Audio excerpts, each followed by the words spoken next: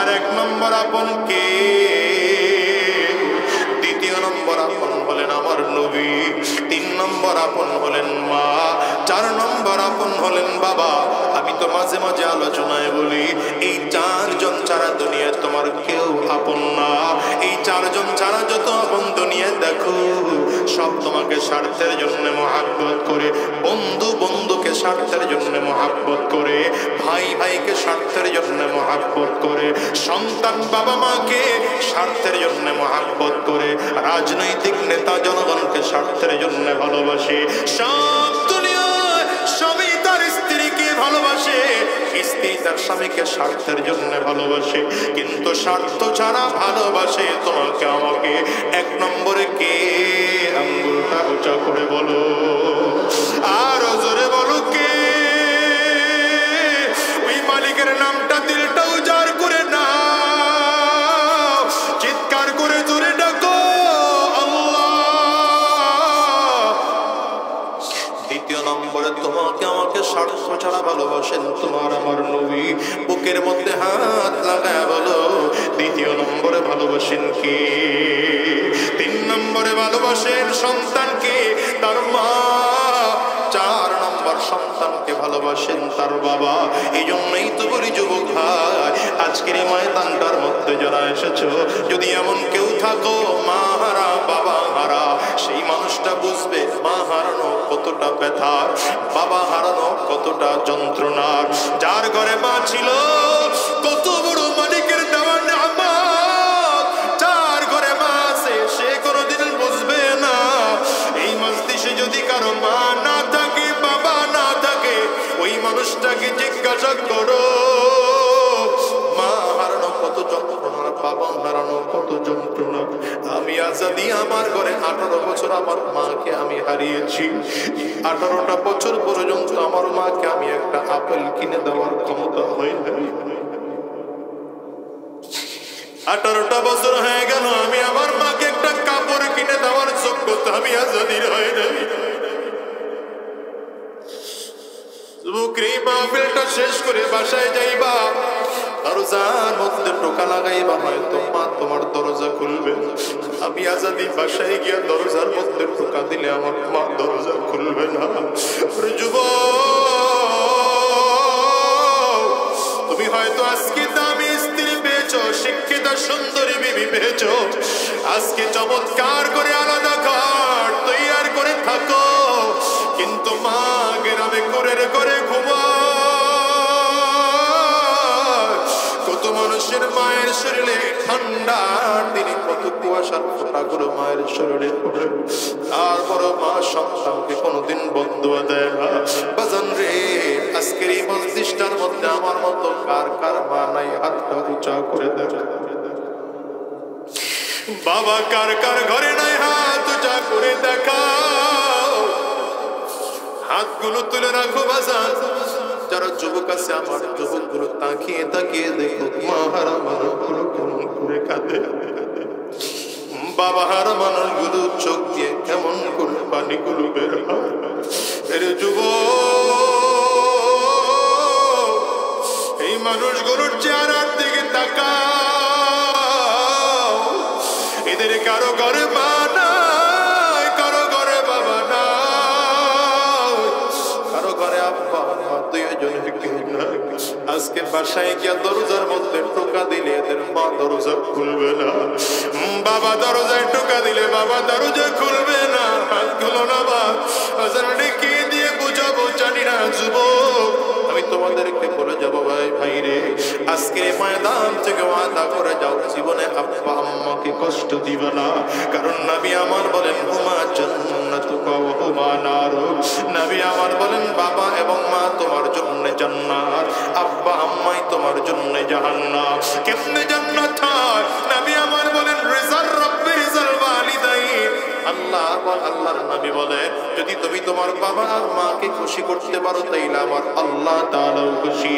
আব্বা আম্মা বেজার, তাইলে আমার মালিকও বেজার। সাহাবায়ে কেরাম তো আমার নবীর আদর্শে এত পাগল, কার ছাড়তে তৈয়ার, বাড়িও ছাড়তে তৈয়ার, নবী ছাড়তে রাজি না, নবী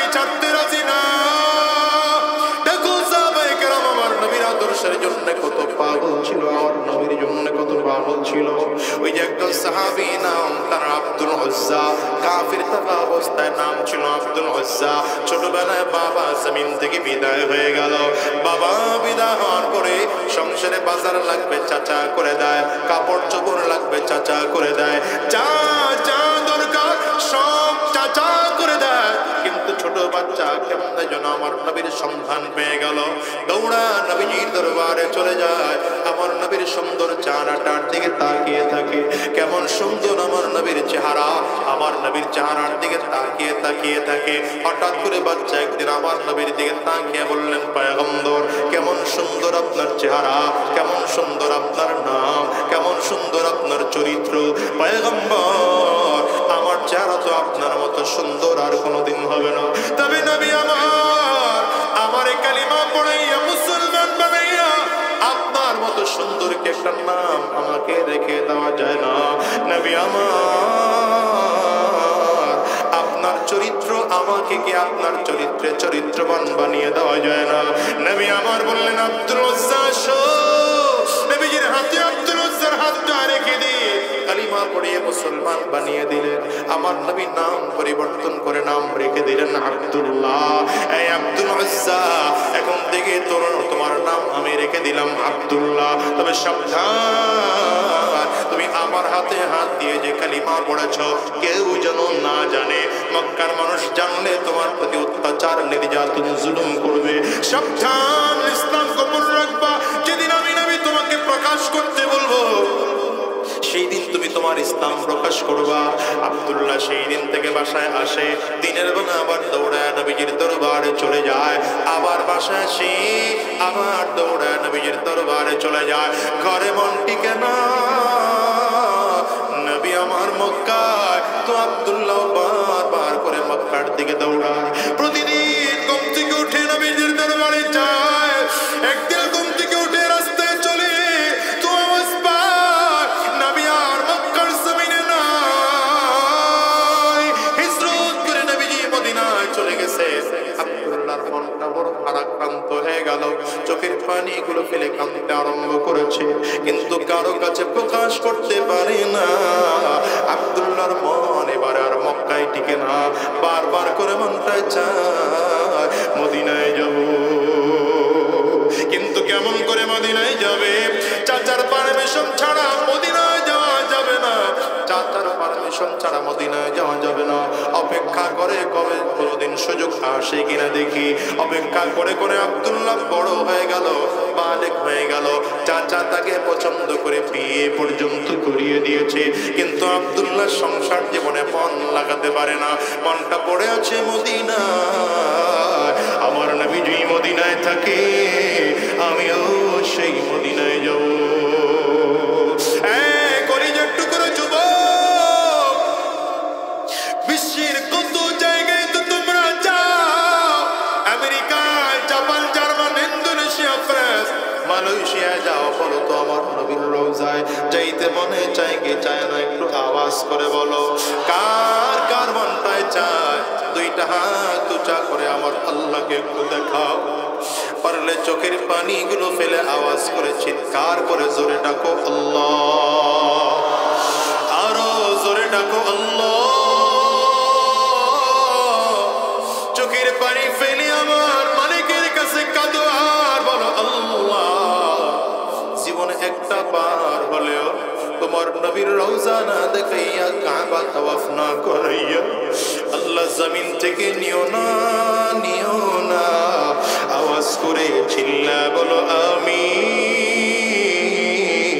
মনের মাধুরী মিশিয়ে হৃদয়টা উজাড় করে করে বলো, মনে বড় আশা ছিল। বলো না, দিল থেকে বলো না, মালিক চাইলে কবুল করতে কতক্ষণ লাগে? চোখের পানি ফেলে দিল উজাড় করে বলো, মনে বড় আশা ছিল।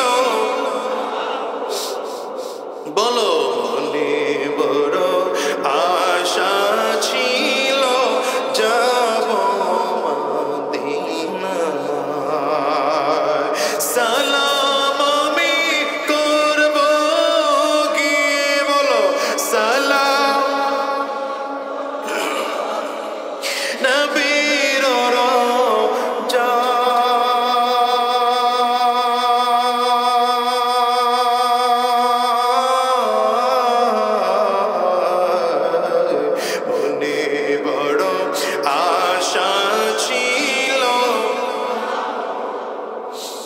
মনে বড় আশা ছিল যাব মদিনায়। কষ্ট আরব সাগর পাড়ি দেব,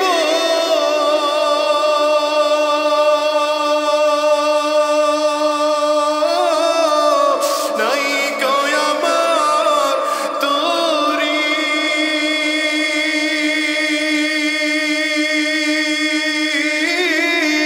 পাখি নাই যে ওরে যাব ডানাতে ভর করি। আশা আছে সম্বল নাই, বলো না আশা করে কেউ পায়।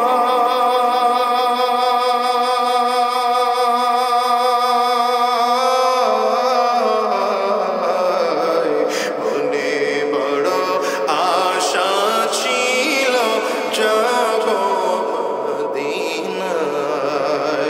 মনে বড় আশা ছিল। আল্লাহ জীবনে একটা বার হলেও তোমার নবীর রওজায় দাঁড়াইবার তৌফিক দিও, কাবা তাওয়াফ করার তৌফিক দিও। যারা জীবনে একবার হলেও গিয়েছি বারবার করে যাওয়ার তৌফিক দিও গো আল্লাহ। এই দুনিয়ার যুবক আব্দুল্লাহ চাচার দিকে তাকিয়ে বলে, চাচা বিদায় দাও, আর মক্কায় থাকবো না, এবার মদিনায় চলে যাব। ভাতিজার দিকে তাকিয়ে চাচা ডেকে বলে, কেন রে মদিনা ছেড়ে মক্কা ছেড়ে মদিনায় যাবি? বলে আমার নবী আর মক্কায় থাকে না, আমার মনটা আর মক্কায় টিকে না, বারবার করে মনটায় চায় নবীর কাছে মদিনায় যাব। আব্দুল্লাহর চাচা ডেকে বলে, ভাতিজা যদি তোর মদিনায় যেতে হয়, বাবার রেখে যাওয়া যত সম্পদ আছে এগুলো রেখে যে চলে যাওয়া লাগবে।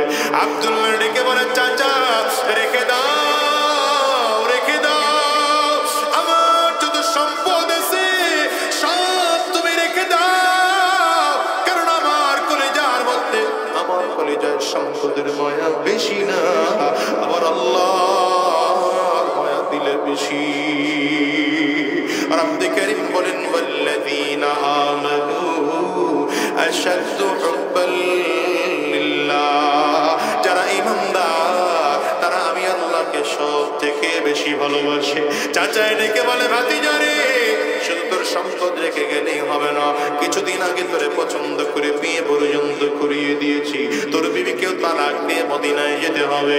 ভাতিজা ডেকে বলে, চাচা গো যদি আমার স্ত্রীকেও তালাক দিতে হয় কোনো অসুবিধা নাই, কারণ আমার এই দিনের মধ্যে আমার স্ত্রীর জন্য মায়া বেশি না, আমার নবীর জন্য মায়া বেশি।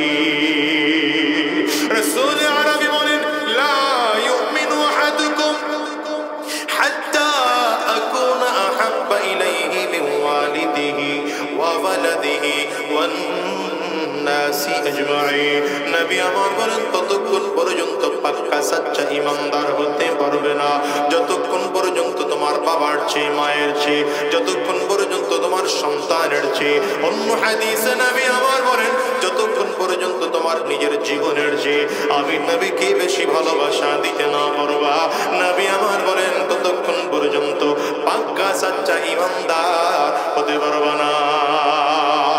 আব্দুল্লাহ সামনের দিকে আগায়, হঠাৎ করে চাচা এদিকে বলে, ভাতিজা শুধু তোর সম্পদ রেখে গেলেই হবে না, তোর বিবি রেখে গেলেই হবে না, মাথা থেকে আরম্ভ করে পা পর্যন্ত যত কাপড় আছে এগুলো তো আমার টাকায় কিনে দেওয়া, এটাও নিয়ে তুই মদিনায় যেতে পারবি না। মাথা থেকে আব্দুল্লাহ বেড়িয়া খুলে চাচার সামনে ধরিয়ে দেয়, চাচা এটাও না, তোমার টাকার কিনে দেওয়া বেড়িয়া পড়ে আমি মদিনায় যাব না। আব্দুল্লাহ সামনের দিকে কদম বাড়ায়, পায়ের থেকে জুতা খুলে ধরায় দেয়, চাচা এটাও না, তোমার টাকার কিনে দেওয়া জুতা পড়ে আমি মদিনায় যাব না। শরীর থেকে একটা একটা কাপড়গুলো সব খুলে খুলে খুলে খুলে চাচার সামনে ধরিয়ে দেয়, শুধুমাত্র পরনের লুঙ্গিটা আছে। একে বলে, চাচা আমি যুবক মানুষ, লুঙ্গিটা পরে অন্তত আমাকে মদিনায় যাওয়ার পারমিশন দাও, যদি আবার কখনো সুযোগ হয় আবার লুঙ্গিটা ফেরত দিয়ে যাব। কথাটা বলে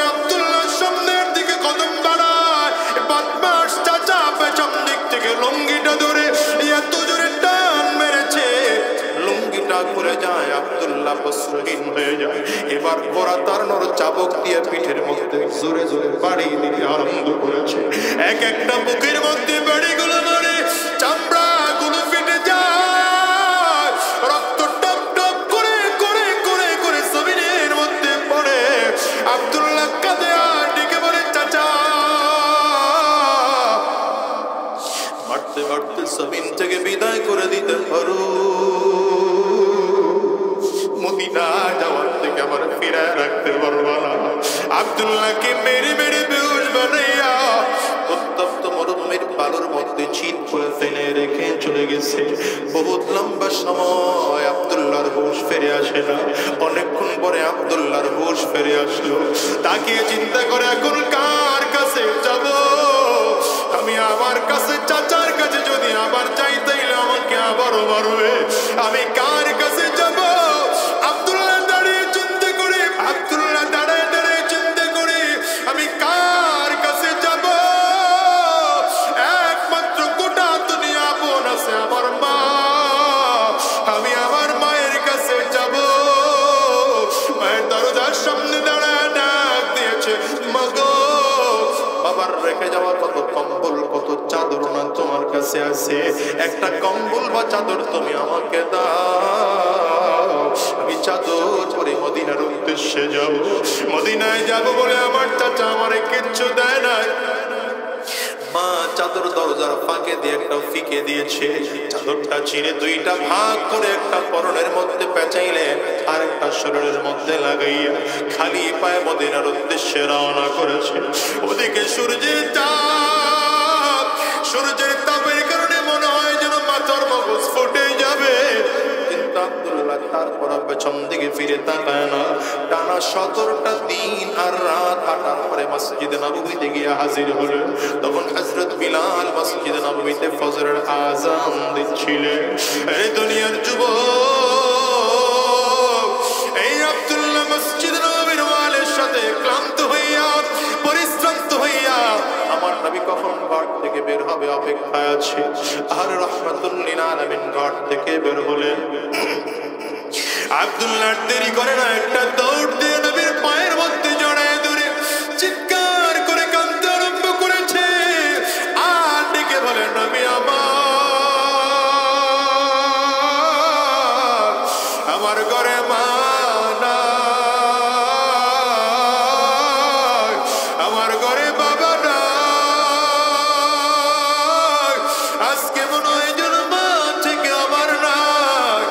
নবী আপনি আপনার কদমের মধ্যে একটু জায়গা চাই। রাহমাতুল লিল আলামিন এর বুকের মধ্যে লাগাইলেন। আর হযরত বিলাল ডেকে বললেন, বিলাল, আমি নবীর একটা কাপড় এনে আব্দুল্লাহরে পরিয়ে দে। আমি নবীর একটা জুতা এনে আব্দুল্লাহরে পরিয়ে দে। রে মুসলমান, এই আব্দুল্লাহ এখন আমার নবীর সাথেই থাকে। আব্দুল্লাহ নবীর সাথেই বড় হয়। লম্বা কথা, আব্দুল্লাহ যেদিন জমিন থেকে বিদায় হয়ে যাবে, আমার নবীর কোলের মধ্যে মাথা রেখে আব্দুল্লাহ জমিন থেকে বিদায় হয়। আব্দুল্লাহ যেদিন জমিন থেকে বিদায় হয়ে যাবে, আমার নবীর কোলের মধ্যে আব্দুল্লাহর মাথা, আব্দুল্লাহ নবীর কোলেই মাথা রেখে জমিন থেকে বিদায় হয়ে গেল। রাহমাতুল লিল আলামিন সাহাবায়ে কেরামদেরকে বলে, আমার আব্দুল্লাহর জন্য চমৎকার করে কবর খনন করো। আমার নবী নিজের হাতে আব্দুল্লাহর কাফনের কাপড়টা পরাইলেন। আমার নবী নিজেই জানাজার ইমামতির মুসল্লায় দাঁড়াইয়া নিজেই জানাজা পড়াইলে। এবার আমার নবী আব্দুল্লাহর লাশের খাটিয়াটা উঠা কাঁধের মধ্যে নিয়ে কবরের দিকে রওনা হয়। রাহমাতুল লিল আলামিন কবরের দিকে রওনা হইয়া কবরের সামনে গেলেন। লাশ নামানোর জন্য 3 জন লোক কবরে নামতে হয়। আবু বকর সিদ্দিক মাথার দিক থেকে কবরে নেমে গেলেন। আমার ফারুক পায়ের দিক থেকে কবরে নেমে গেলেন। নবী আমার দাঁড়া বলেন, দাঁড়াও, আমার আব্দুল্লাহর লাশ কবরে নামানোর জন্য তোমরা কেউ কবরে নামবা না। আমি নবী নিজে কবরের মধ্যে নামবো। নবী নিজে কবরের মধ্যে নেমে হাত দুটো বাড়িয়েছে, দাও না সাহাবীরা, আমার আব্দুল্লাহর লাশটা আমার হাতের মধ্যে দাও। আমার নবী আব্দুল্লাহর লাশ হাতে হাতের মধ্যে লইয়া কবরের মধ্যে রাখলে আবু বকর সিদ্দিক মাথার বানটা খুলে কবর থেকে উঠে গেলেন, ওমর ফারুক পায়ের বানটা খুলে কবর থেকে উঠে গেলেন, রাহমাতুল লিল আলামিন মাজার বানটা খুলে কবর থেকে উঠেন না। আমার নবী জান্নাত থেকে কাপড় সরাইয়া কবরের মধ্যে চুমা লাগায় আর ডেকে বলে, আল্লাহ আমার আব্দুল্লাহ এতদিন আমার কাছে ছিল, আমি আব্দুল্লাহর প্রতি বড় সন্তুষ্ট ছিলাম, আজকে আমার কোল থেকে তোমার কোলে গেল, চলে গেল। আল্লাহ, আয় আল্লাহ তুমি আব্দুল্লাহর প্রতি বেজার হইও না। সাহাবায়ে কেরাম যখন নবীর কথা এমন চমৎকার করে শুনলো, সাহাবায়ে কেরাম ময়দানে কান্না করতে আরম্ভ করেছে আর ডেকে বলে, আব্দুল্লাহ তোমার কপালটা কত ভালো, নবীজির কোলে মাথা রেখে জমিন থেকে বিদায় হইলা, আমার নবীর হাতে কাফনের কাপড় পরলা, আমার নবীর ইমামতি যেই জানাজা পাইলা, আমার নবীর কাঁধে চড়ে কবর পর্যন্ত আসলা, নবীর হাতে কবরের মধ্যে শুইলা, আমার নবীর হাতে নবীর মুবারক ঠোঁটে কবরের মধ্যে চুমা খাইলা রে আব্দুল্লাহ। আমার নবী তোমার জন্য একটা সুপারিশ করলো, এমন নসিব যদি আমাদের হতো, দুনিয়ার কোনো কিছু না পাইলেও আফসোস ছিল না। ওরে কলিজার টুকরা যুবক, এই দুনিয়ায় কয়দিন থাকবা বলো, কার কখন কেমন জানি মরণ হয় বলা যায় না। আরে তাকিয়ে দেখো কত মানুষ তো কাবার চত্বরে মরণ হয়, কত মানুষের মরণ তো শয়তানকে পাথর মারা অবস্থায় হয়, কত মানুষের মরণ নবীজির রওজা জিয়ারত করা অবস্থা হয়, কত মানুষ নবীজির রওজা জিয়ারত করতে গিয়ে মরণ হয়, কত মানুষের মরণ মক্কা মদিনার মধ্যে হয়, কত মানুষের মরণ কোরআন তিলাওয়াত করা অবস্থায় হয়, কত কপালওয়ালা মানুষের মরণ নামাজের সাজদায় হয়, আবার কত কপাল পোড়া মানুষের মরণ মদের বারের মধ্যে হয়, আড্ডার মধ্যে গিয়ে হয়, চুরি করতে গিয়ে মরণ হয়, ডাকাতি করতে গিয়ে মরণ হয়। এ বাজান রে, তোমার আমার মরণ কেমন জানি হয় বলা যায় না। এই জন্য আজকের ময়দান থেকে ওয়াদা করে বের হও, যতদিন এই দুনিয়ায় থাকবো আর শয়তানের রাস্তায় কদম বাড়াবো না, আর হারাম রাস্তায় কদম বাড়াবো না, নবীর আদর্শ কলিজার মধ্যে লাগাবো, নবীর আদর্শ অনুযায়ী নিজের জীবনটাকে সাজাবো, কোরআন ও সুন্নাহ অনুযায়ী নিজের জীবন সাজাবো, নবীর আদর্শের বাহিরে আর একটা কদম নাড়াবো না, আর সুদের কারবার করবো না, আর ঘুষের কারবার করবো না, হারাম রাস্তায় কদম বাড়াবো না। কারা কারা ওয়াদা করতে পারো? দুইটা হাত উঁচা করে আমার আল্লাহকে দেখা, আওয়াজ দিয়ে চোখের পানিগুলো ফেলে জবান খুলে চিৎকার করে ডাকো আল্লাহ। চোখে যদি পানি না আসে কান্নার ভান ধরে ডাকো, এরে যুবক চোখের পানিগুলো ফেলে কাঁদো। দুনিয়ার ঘরে আগুন লাগলে যেমন পানি ছাড়া নিভানো যায় না, ওই কবরেও যে জাহান্নামের আগুন, ওটাও কিন্তু চোখের পানি ছাড়া নিভানো যাবে না। আওয়াজ দিয়ে চিৎকার করে আবার মালিকরে জোরে ডাকো আল্লাহ, আরো জোরে ডাকো আল্লাহ। নিজের গুনাহের কথা স্মরণ করে কাঁদো, কবরের আযাবের কথা স্মরণ করে কান্না করো। অনেকের ঘরে মা নাই, বাবা নাই, আব্বা আম্মার কথা স্মরণ করে কাঁদো আর বলো আল্লাহ ওয়াদা করলাম আর হারাম রাস্তায় চলবো না, শয়তানি রাস্তায় চলবো না, গুনাহের পথে কদম বাড়াবো না, কোরআন ও সুন্নাহ অনুযায়ী নিজের জীবন সাজাবো, উলামায়ে কেরামদের পরামর্শে জীবন সাজাবো, নবীর আদর্শে জীবন সাজাবো। আল্লাহ তুমি কবুল করে নাও, কবুল করে নাও। জবান খুলে বলো আমিন। ইয়া মা'শারাল জিন্নি ওয়াল ইনস إن استطعتم أن تنفذوا من أقطار السماوات والأرض فانفذوا لا تنفذون إلا بسلطان। আল্লাহ বলেন, হে মানব জাতি আর জিন জাতি, যদি পারো আমি আল্লাহ পাকের বাউন্ডারি থেকে দূরে সরে যাও, আমি আল্লাহ আল্লাহ পাকের বাউন্ডারি ক্রস করে অন্য কোথাও চলে যাও, আল্লাহ বলেন জীবনেও পারবা না, জীবনেও পারবা না, জীবনেও পারবা না। যেখানে যাইবা সেখানে আমি আল্লাহ পাকের ক্ষমতা সেখানেও আছে। মুসলমান সাবধান হতে হবে, এই জন্য মুসলমান সাবধান হতে হবে। রবের ধরা ছাড়া একজন মানুষ সামনের দিকে কদম বাড়াতে পারবে না। এই জন্য নিজেকে সংশোধন করো, নবীজির আদর্শে আদর্শবান হও। যে আদর্শে আল্লাহ তাআলা খুশি হয় নিজেকে তেমন আদর্শবান বানাও, যে আদর্শে নবী খুশি হয়ে যায় তেমন আদর্শে আদর্শবান বানাও। দুনিয়াতে শান্তি, মরার পরেও শান্তি আছে না না? তোমার নেতা আমার নেতা, বলেন তোমার নেতা আমার নেতা, আমরা সবাই রাসূল সেনা। পারবেন এই স্লোগান দিতে? দেখি কেমন পারেন, এরপরে বাকি ওয়াজ হবে। পারবেন? কাশি দেন, গলা ক্লিয়ার করেন, ভালো করে কাশি দেন, ক্লিয়ার করেন। হ্যাঁ, ভেতরে কুফর ঢুকছে, শিরিক ঢুকেছে, বিদআত ঢুকেছে, ওটাকে ঈমানের প্রেসার দিয়ে বের করতে হবে। এবার দুই হাত উঁচা করবেন, ডানে আর বামে তাকিয়ে দেখবেন হাতকে তুলে নেই, মুহাব্বত করে হাতটা তুলে দেন। মাশাআল্লাহ, হাতগুলো মুঠ করেন, ঝাঁকি দেন, শরীরের মধ্যে একটা স্পিড আসবে, দেন ঝাঁকি দেন। এবার কণ্ঠের পুরোটা আওয়াজ ছেড়ে দিয়ে বাবা আপনি হাত তুলেন, তুলেন তুলেন তুলেন, হ্যাঁ তুলেন, মাশাআল্লাহ মাশাআল্লাহ। এবার দুই হাত উঁচু করে কণ্ঠের পুরোটা পাওয়ার ছেড়ে দিয়ে তাকবীর হবে। রেডি মুসলমান? হয় না? রেডি মুসলমান? রেডি?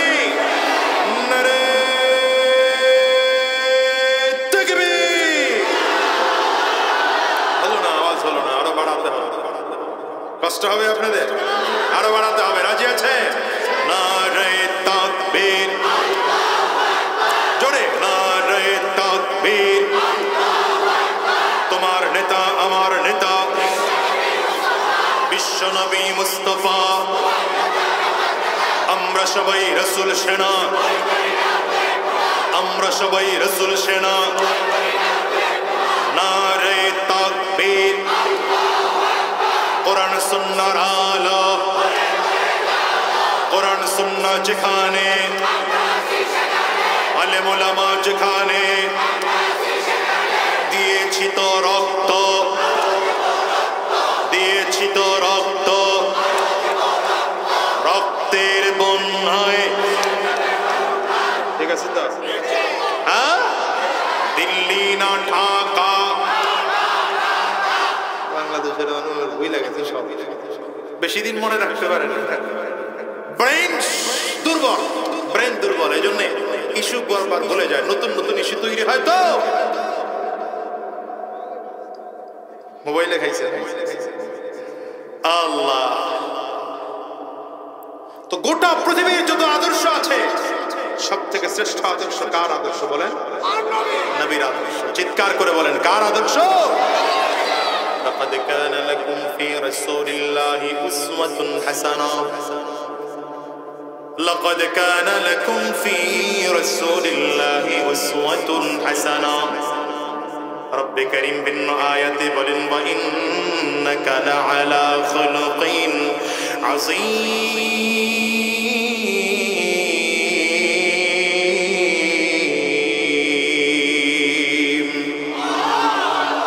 ইহুদি আমার নবীর দিকে তাকিয়ে আছেন, মনে আছে না? ভুলে গেছে। ইহুদি আমার নবীর দিকে তাকিয়ে আছে। মুহাম্মদ, এতদিন জানতাম মুহাম্মদ পাগল, এতদিন জানতাম মুহাম্মদ কবি, এতদিন জানতাম মুহাম্মদ জাদুকর। আজকে থেকে দেখলাম মুহাম্মদ জাদুকর না, মুহাম্মদ পাগল না, মুহাম্মদ কবি না। আস্তে করে তাকিয়ে নবীজির আজকে মুআজিজা দেখলো কাফির ইহুদি। আবার দ্বিতীয় দিকে আমার নবীর খুলুকে আযীমের নমুনাও দেখেছে। ইহুদি নবীর পায়ের কাছে বসে পড়ে হাত নবীজির দিকে বাড়িয়ে দিয়েছে, মুহাম্মদ কালিমা পড়িয়ে দাও, মুসলমান হয়ে যাব।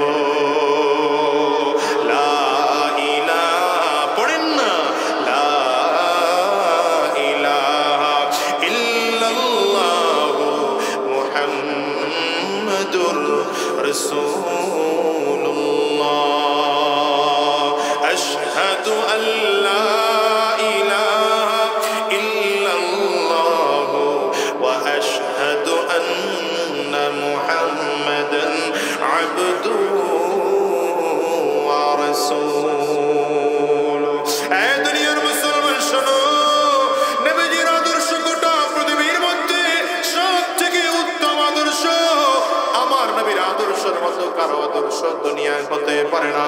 এই জন্যই তো আমার নবীর আদর্শ যখন সাহাবায়ে কেরাম গ্রহণ করেছে, আবু বকর সিদ্দিক জান্নাতের মেহমান হয়ে গেলেন, ওমর ফারুক জান্নাতের মেহমান হয়ে গেলেন, উসমান বিন আফফান জান্নাতের মেহমান হয়ে গেলেন, আলী রাদিয়াল্লাহু আনহু জান্নাতের মেহমান হয়ে গেলেন। এই মুসলমানরা আজকে 1450 বছর পরে এসেও যদি আমার নবীকে নিজের আদর্শ হিসেবে মেনে নিতে পারো, আমার নবীর আদর্শে যদি নিজের আদর্শ করতে পারো, আমার নবীর আদর্শে যদি নিজের জীবনটাকে গড়ে তুলতে পারো, তুমিও জান্নাতি হয়ে যাইবা। চিল্লায় বলেন ঠিক কিনা? নবীকে জমিনে পাঠানো হয়েছিল উত্তম আদর্শ পরিপূর্ণ করে দেওয়ার জন্য। এই জন্য রাসূল আরবি নিজেই নিজের পরিচয় দেন, বুইস্তু লিউতাম্মিমা মাকারিমাল আখলাক। আমি নবীকে জমিনে প্রেরণ করা হয়েছে উত্তম চরিত্রকে জমিনে পরিপূর্ণ করে দেওয়ার জন্য। দেখেন সাহাবায়ে কেরামদের জন্মসূত্র আপনার আমার থেকে বেশি ভালো ছিল না। আপনার আমার মা মুসলমান, সাহাবায়ে কেরামদের মা মুসলমান ছিল না। আপনার আমার বাবা মুসলমান, সাহাবায়ে কেরামদের বাবা মুসলমান ছিল না। আপনি আর আমি জন্মগ্রহণ করেছি, আপনি আমি যাদের গর্ভে জন্মগ্রহণ করেছি, আমার মা মুমিনা, আপনাদের মা মুমিনা, কিন্তু সাহাবায়ে কেরামদের মা মুমিনা ছিলেন না, সাহাবায়ে কেরামদের বাবা মুমিন ছিলেন না। আপনার আমার কেন 14 গোষ্ঠী মুসলমান, সাহাবায়ে কেরামদের 14 গোষ্ঠী মুসলমান ছিলেন না। জন্মসূত্রে সাহাবায়ে কেরামদের মর্যাদা আপনার আমার তুলনায় কম, কিন্তু হিসাব করে দেখেন রাসূলুল্লাহ সাল্লাল্লাহু আলাইহি ওয়াসাল্লামের হাতে হাত দিয়ে কালিমা পড়ে মুসলমান হয়ে যাওয়ার পর সাহাবায়ে কেরামদের জীবনের দাম এত বেড়ে গেল, নবীজি তাদের জীবদ্দশায় 10 জন সাহাবীকে জান্নাতের সার্টিফিকেট দিয়ে দুনিয়া থেকে বিদায় করেছি। সাহাবায়ে কেরামদের সামনে দাঁড়িয়ে নবী আমার সার্টিফিকেট দিচ্ছেন। এরে সাহাবীরা শোনো, ইন্নী লা আরাফু রাজুলান বিইসমিহি ওয়া বিইসমি আবিহি ওয়া উম্মিহি লা ইয়াতি বাবান মিন আবওয়াবিল জান্নাহ ফায়ুকালু লাহু মারহাবান মারহাবা। সাহাবায়ে কেরাম, আমি এমন একজন লোকের নাম জানি, তার বাবার নামটাও জানি, তার মায়ের নামটাও জানি, নবী আমার বলেন তার বংশ পরিচয় ভালো করে জানি। এই মানুষটা যখন কিয়ামতের ময়দানে জান্নাতের গেট দিয়ে ঢুকতে থাকবে, জান্নাতি ফেরেশতারা আমন্ত্রণ নিমন্ত্রণ জানানোর জন্য দুই দিক দিয়ে লাল গালিচা বিছিয়ে কাতার করে দাঁড়িয়ে যাবে। আল্লাহর বান্দা যখন জান্নাতের গেট দিয়ে ঢুকতে থাকবে, জান্নাতি ফেরেশতারা মারহাবা মারহাবা বলে নিমন্ত্রণ জানাবে। নবী আমার নাম বলেন না, সাহাবায়ে কেরাম সব দাঁড়িয়ে আছেন। কে এমন দামি মানুষ? হযরত সালমান ফারিসি রাদিয়াল্লাহু আনহু ধরেন পয়গম্বর, এমন দামি মানুষটাকে আমরা একটু তার নাম জানতে চাই। আল্লাহর নবী ডেকে বললেন, নামটা জানতে চাও? তাইলে জেনে না, লোকটার কেউ নয়, লোকটা আমার সাহাবী আবু বকর। আল্লাহু আকবার চিৎকার করে বলা যাবে না? ফজরের নামাজ পড়তে এসেছেন আমার নবী, একদিন নামাজ শেষ করে সাহাবায়ে কেরামদের দিকে ফিরে আমার নবী বলেন, ইন্নী রাআইতু কাসরান ফি নাওমি। সাহাবায়ে কেরাম, আজকে রাতে আমি স্বপ্নের মধ্যে একটা দামি বিল্ডিং দেখলাম। দামি বিল্ডিংটা 4 দেওয়াল দিয়ে তৈরি করা হয়েছে।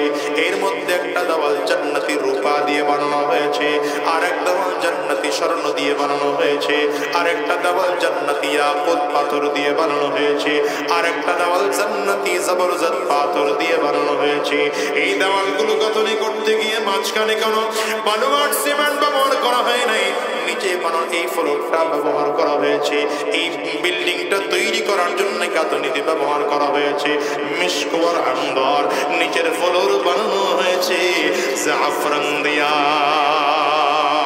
নবী আমার ডেকে বলেন, এত দামি বিল্ডিং দেখে জিজ্ঞাসা করলাম, লিমান হাদা?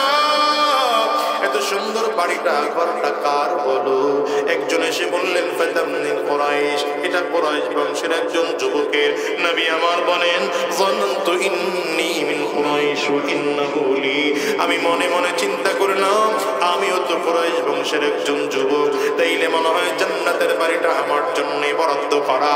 নবী আমার বলেন চিন্তা করে এক কদম দুই কদম সামনে পা বাড়াইলাম, হঠাৎ করে আল্লাহর ফেরেশতা সামনে এসে দাঁড়িয়ে বলেন পয়গম্বর এই বাড়িটা আপনার নয়, এবারে আপনার সাহাবী ওমরের। নবী আমার সাহাবায়ে কেরামদেরকে ডেকে বলেন সাহাবীরা শোনো, ইন্না লিকুল্লি নাবিয়্যিন রাফীকুন ফিল জান্নাহ ওয়া আনতা রাফীকি ফিল জান্নাতি ইয়া উসমান। হযরত উসমান বিন আফফান রাদিয়াল্লাহু আনহুকে লক্ষ্য করে আমার নবী ডেকে বলে, আরে উসমান, সব নবীদেরকে জান্নাতের মধ্যে একজন সাথী দেওয়া হবে, সঙ্গী দেওয়া হবে, বন্ধু দেওয়া হবে। আমার জান্নাতে যে সাথী আর সঙ্গী থাকবে তার নাম হবে উসমান, সেই উসমানই তুমি হবে। নবী আমার ডেকে বলেন আলী, জান্নাতের মধ্যে আমি নবীর বাড়িটা যেখানে হবে আমার বরাবর সামনে হবে তোমার বাড়ি। হযরত আলী রাদিয়াল্লাহু আনহু বলেন পয়গম্বর আমার বাড়িটা আপনার বাড়ির সামনে না পিছনে, আমার সেটা জানার বেশি দরকার না। আমার জানার বড় ব্যাপার হলো পয়গম্বর জান্নাতে মনটাই চাইলে আপনাকে দেখা যাবে না, কারণ আমার দুনিয়ায় বসে যখন মন খারাপ হয়ে যায় আপনার সুন্দর চেহারার দিকে তাকাইলে মনটা ভালো হয়ে যায়। ওগো নবী আমার, জান্নাতেও বসে যদি মন খারাপ হয়ে যায় আপনার সুন্দর চেহারা দেখতে মনে চাইলে দেখা যাবে না। ও মুসলমান সাহাবায়ে কেরামদের সব থেকে প্রিয় কাজ ছিল আমার নবীর চেহারার দিকে তাকিয়ে থাকা। এই জন্য আবু বকর সিদ্দিক রাদিয়াল্লাহু আনহু বলেন আমার দুনিয়ার মধ্যে তিনটা জিনিস সব থেকে প্রিয়, এর মধ্যে এক নম্বর প্রিয় আন-নাজরু ইলা ওয়াজহি রাসূলিল্লাহ, আমার নবীর সুন্দর চেহারার দিকে তাকিয়ে থাকা আমার কাছে সব থেকে প্রিয়। এদিকে নবীজির মেয়ে ফাতিমাতুজ জাহরা রাদিয়াল্লাহু আনহা বলেন মাঝে মাঝে আমার কলিজার টুকরা দুইটা সন্তান হাসান আর হুসাইন চোখের পানিগুলো ফেলে খোদার যন্ত্রণায় কান্না করতে থাকতো।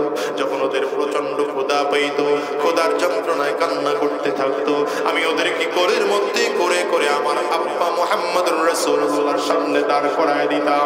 আমার নবীর চেহারা দেখতো, আমার সন্তান দুটো খোদার কথাই ভুলে যাইত। আজকে হযরত আলী রাদিয়াল্লাহু আনহু প্রশ্ন করেন পয়গম্বর দুনিয়াতে থাকা অবস্থায় মনটা যখন খারাপ হয় আপনার চেহারার দিকে তাকায় মনটা ভালো হয়ে যায়, জান্নাতের মধ্যে গিয়াও যদি মনটা খারাপ হয়ে যায় ওগো নবী আমার জান্নাতে গিয়া মনটা চাইলে আপনার সুন্দর চেহারা দেখা যাবে না। নবী আমার ডেকে বলেন আলী রে, জান্নাতে আমার আল্লাহ তাআলা তোমার জান্নাতের বাড়িটা এমন সুন্দর করে সেটিং আর ফিটিং করে দিবে, জানালার পর্দাগুলো সরাইবা, দরজার পর্দাগুলো সরাইবা, সরাতে দেরি হবে, আমি আল্লাহর নবীকে দেখতে দেরি হবে না। এমন করে করে আমার নবী 10 জন সাহাবীকে জান্নাতের সার্টিফিকেট দিয়েছেন। শুধু তাই নয়, আমার আল্লাহ তাআলা ওই উহুদের ময়দানে যে সকল সাহাবায়ে কেরাম উপস্থিত হয়েছিলেন তাদের জিন্দেগীর গুনাহ মাফ করে দেওয়ার ঘোষণা আমার আল্লাহ তাআলা দিয়েছেন।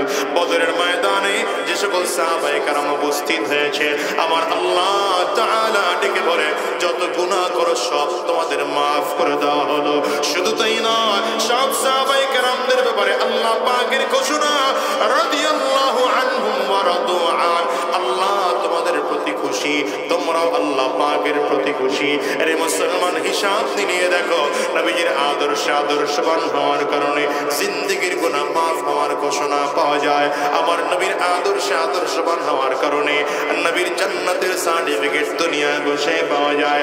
আমার নবীর আদর্শবান হওয়ার কারণে আল্লাহ তাআলা সাহাবায়ে কেরামদের প্রতি খুশি, এমন শুভ সংবাদ খুঁজে পাওয়া যায়। যদিও এখন আর ওহী আসার কোনো সুরত নেই, কোরআনের আয়াত নাযিল হওয়ার সুরত নেই, যদিও এই জমিনের মধ্যে আজ নবী নাই, নবীর সাহাবী তাবিঈন তবে তাবিঈন নাই, কিন্তু যদি আজ নবীর আদর্শ কোরআন অনুযায়ী নিজের জীবন সাজাতে পারি তোমার আমার জন্য জান্নাত আছে না নাই চিল্লায় বলো।